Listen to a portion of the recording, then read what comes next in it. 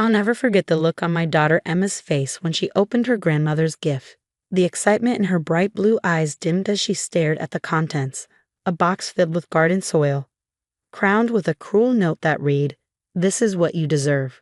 My name is Olivia," and watching my 10-year-old daughter's birthday party turn into a stage for my mother-in-law, Margaret's cruelty made my blood boil. But I have learned over the years that sometimes the best revenge isn't immediate, it's perfectly planned. "What's wrong, sweetie?" Margaret's sugary voice cut through the silence. "I thought you loved playing in the dirt, just like your mother." She shot me a pointed look, referencing my work as a community garden coordinator. Emma's lower lip trembled, but she held her head high, a gesture that made my heart swell with pride. "Thank you, Grandma," she said softly, placing the box aside. My husband Tom's grip on my shoulder tightened, his jaw clenched. The other parents at the party shifted uncomfortably, while the children clustered around Emma, their innocent confusion evident.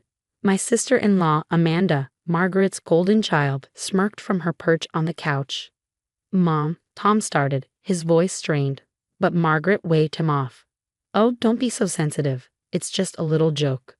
Besides, Emma needs to learn that she can't expect special treatment just because it's her birthday."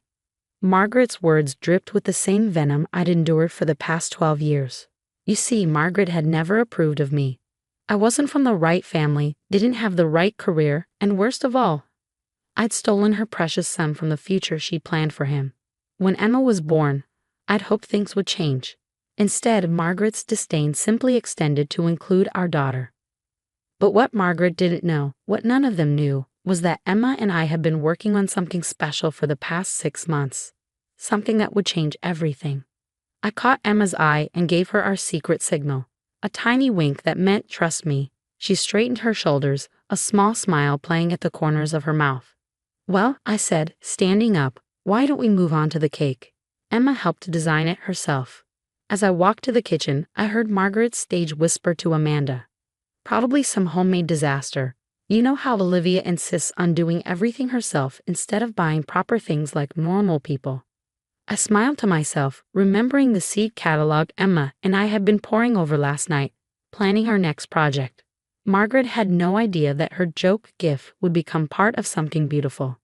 The party continued, with Emma's friends successfully distracting her from the incident. They played games, ate cake, and opened other presents, normal gifts, filled with love and thought. Through it all, Margaret sat like a queen on her throne, making little comments about how simple the party was compared to the extravagant affairs she used to throw for Amanda. After the last guest left, Emma helped me clean up, her usual chatter subdued. "Mom," she said finally, "why does Grandma hate us so much?" I pulled her into a hug, breathing in the sweet scent of her shampoo. "She doesn't hate us, sweetie. She just doesn't understand us. But sometimes, when people are mean, the best response is to grow something beautiful from it." Emma's eyes lit up with understanding. "Like our secret project." Exactly like our secret project. I glanced at the box of dirt, still sitting where Emma had placed it. "And you know what? I think your grandmother just gave us exactly what we needed for the final piece." That evening, after Emma went to bed, Tom and I had a long talk.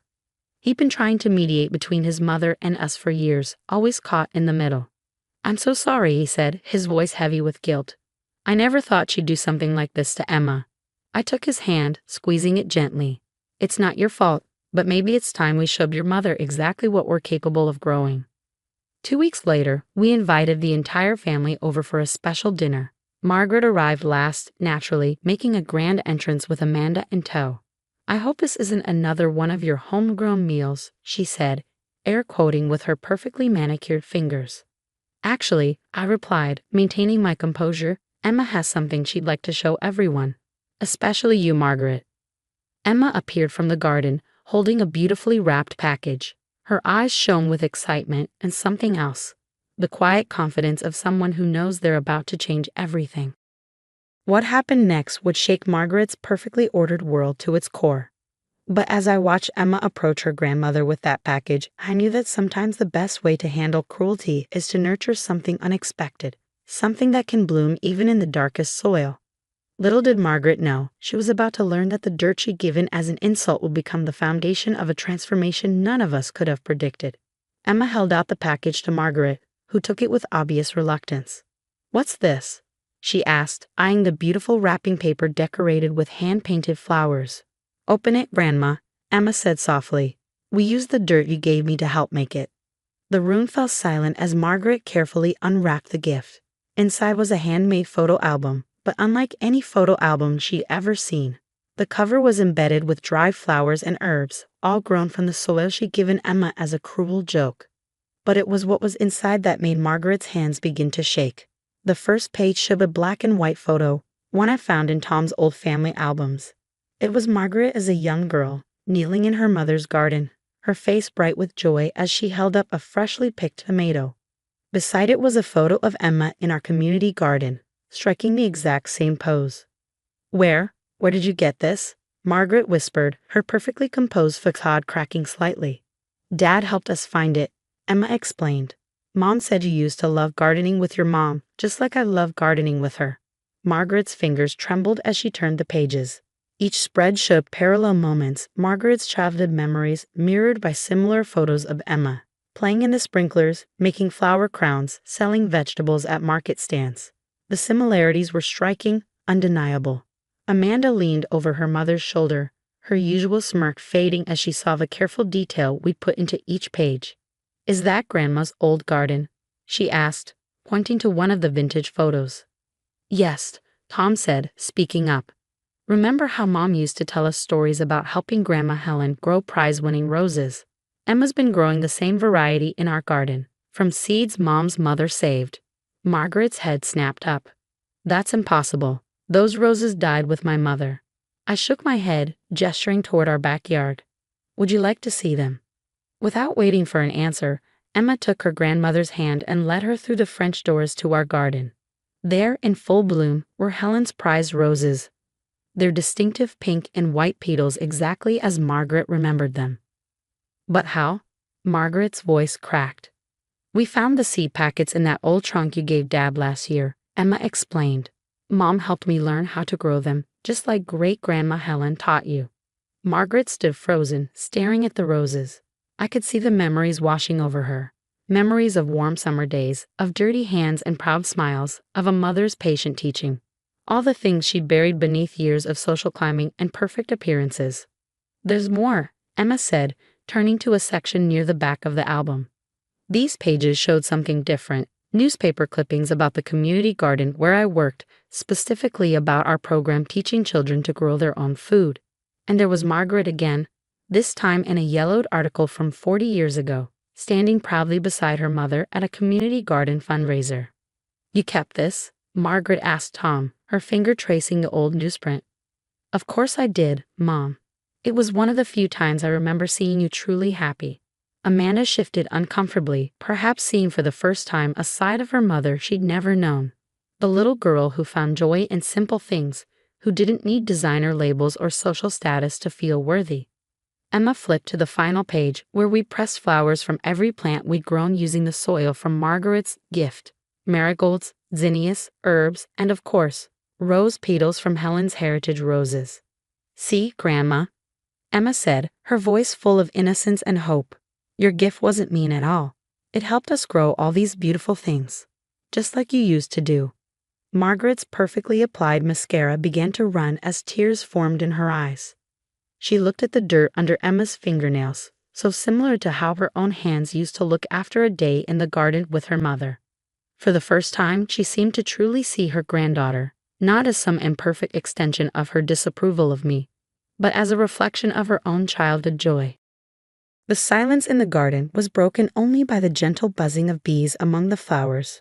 We all stood there, watching as years of carefully constructed walls began to crumble around Margaret, brought down not by confrontation or anger, but by the simple power of shared memories and growing things. What happened next would change our family forever. But as I watched Margaret reach out to touch one of Helen's roses, I knew we'd already planted the seeds of something extraordinary.